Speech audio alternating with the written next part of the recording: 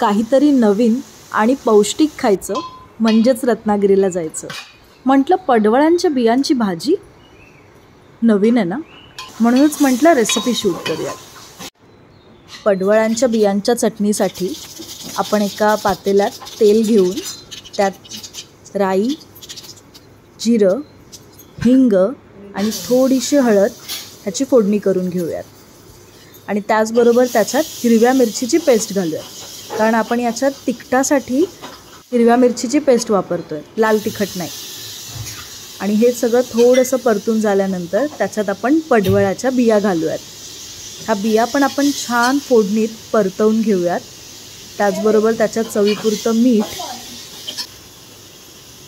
1-2 कोकमाच्या पाकळ्या आणि अर्थातच आपण आता रत्नागिरीत आहोत, कोकणात आहोत म्हटल्यावर ओलं खोबरं आलंच की.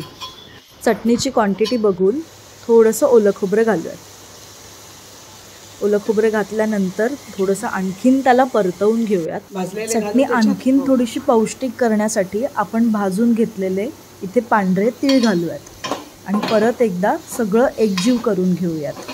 हळद, पडवळाच्या बिया, ओलं खोबरं, तीळ ह्या सगळ्यांची चव एक वेगळीच लागते.